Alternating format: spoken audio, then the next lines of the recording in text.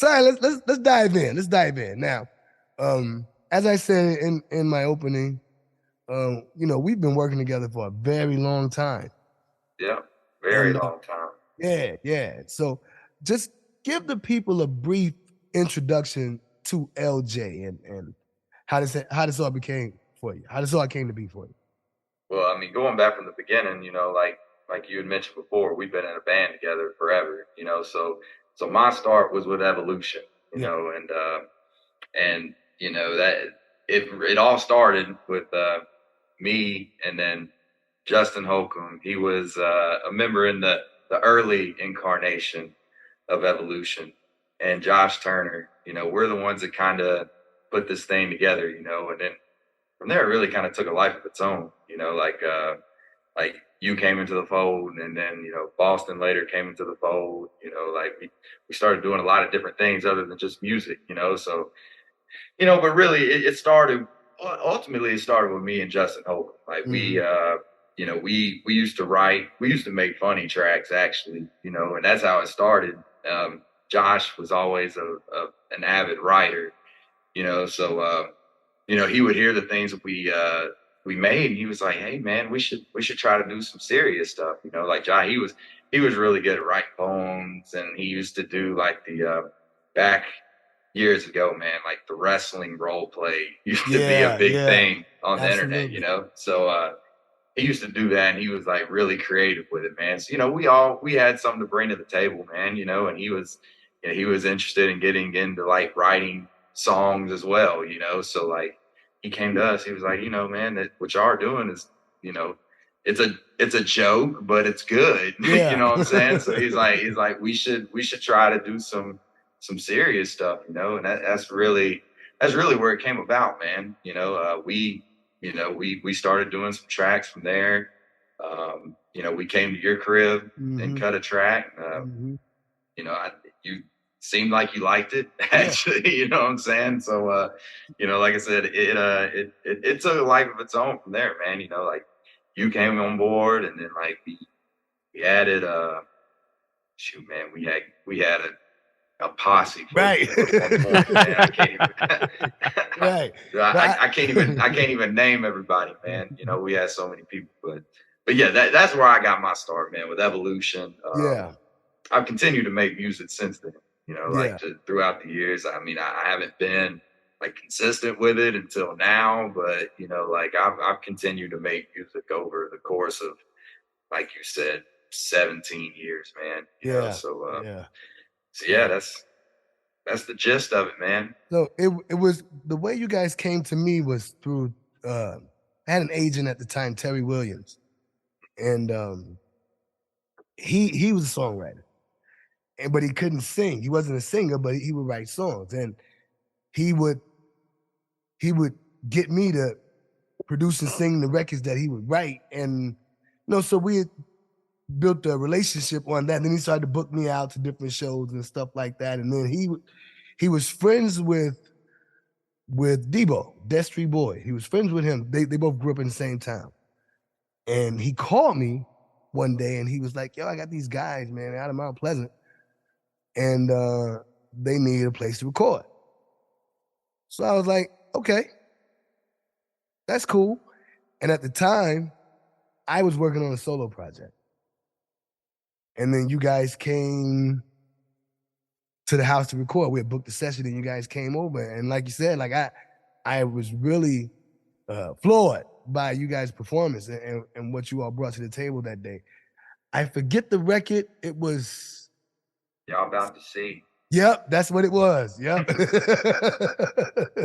Yeah, it. I Here comes the remember. drama now. Yep. No. It was the one. Here we come, kicking in your door. That's Two, right. two. That's right. Yep. That's In right. the That's right. That's right. That's but right. then, yeah, well, actually, no, you might be right. You might be No, no, no, no, right. no, no. Because I'm on y'all about to see, and I wasn't on Yeah, that. but yeah, I don't know. Honestly, it was one of those two songs. I can't Yeah. remember, man. But Those I were the do first two, definitely.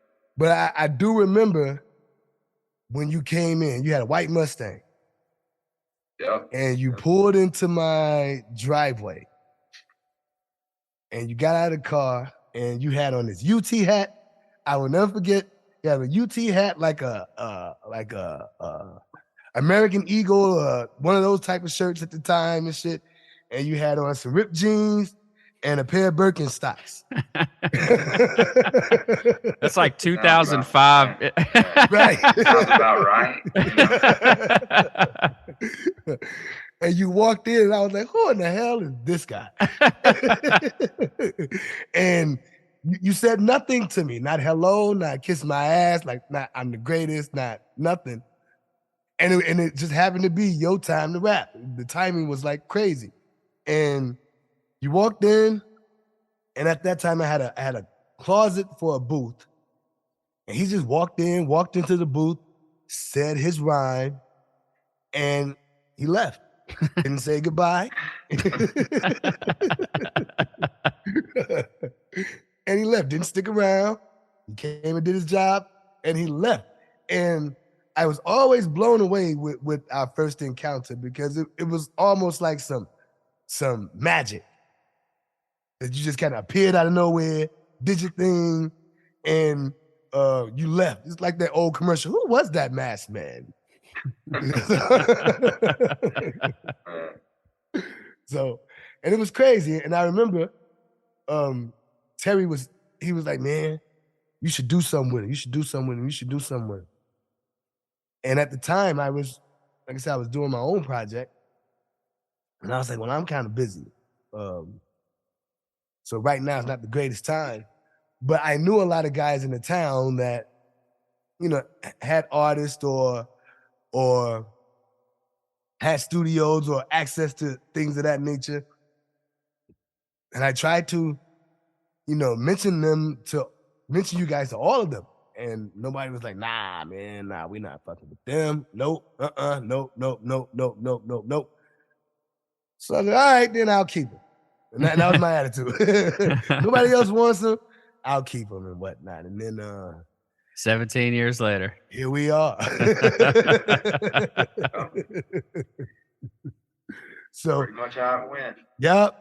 Now let's talk about some of those early days, man, when everything was brand new and it started to become like a phenomenon around here. How were you feeling at the time? You were a young cat. What were you, like 17, 18 at the time? Yeah, man. Yeah. Overwhelmed. Right. You know, and we've had this discussion, you know, yeah, man, it was overwhelming, you know, like it, and, you know, you kind of, at the time, I didn't really know how to take it, you know, because things were just really like taking off at the time. And I'm like, you know, I didn't really know where things were going, you know, and it was maybe a little nervousness because I wasn't used to just, you know, like being in front of people like that, Yeah. you know, so and yeah, I don't think we really expected it to like kind of be what it was either. It like you said, it took off.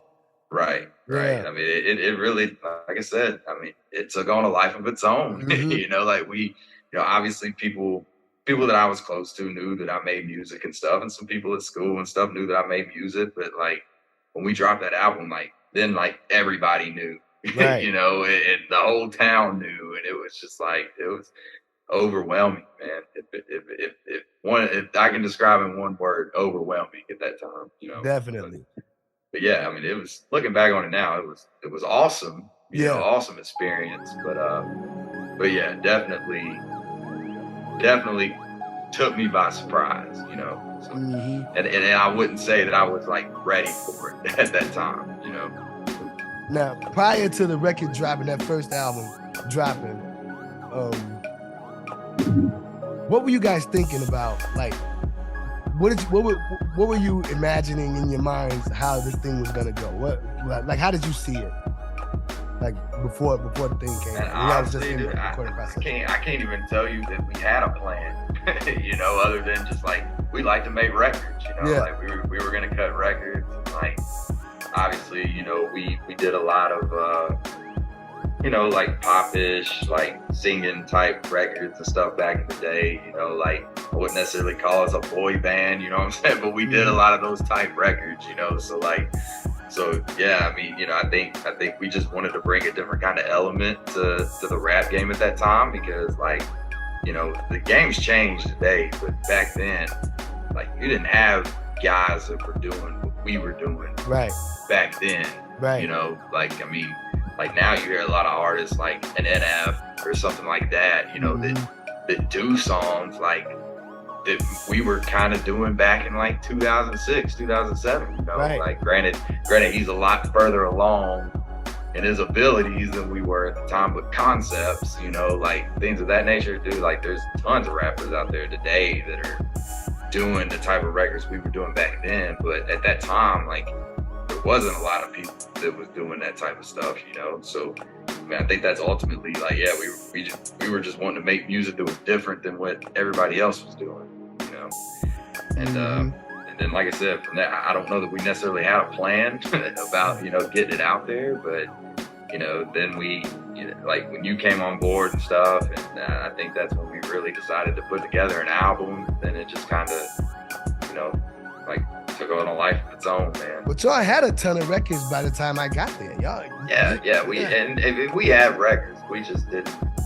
We didn't decide like, hey, let's put these together and put an album out. You know, like until later on down the road, probably when you and Charles came aboard, or mainly you. Yeah. I think Charles came aboard, like Charles Stone. He came aboard toward the end of it, probably. You know, like the end of the recording process. Right. You know, but yeah. So. And that was a lot of the attraction for me as well. Is that what I saw was that you guys, you know, before I was a member of the band, that you guys could fill a gap in the marketplace. What y'all were bringing to the table, nobody else was doing. Right. And you were unapologetic about it, and it sounded great. It's the peanut butter magic show. It's the peanut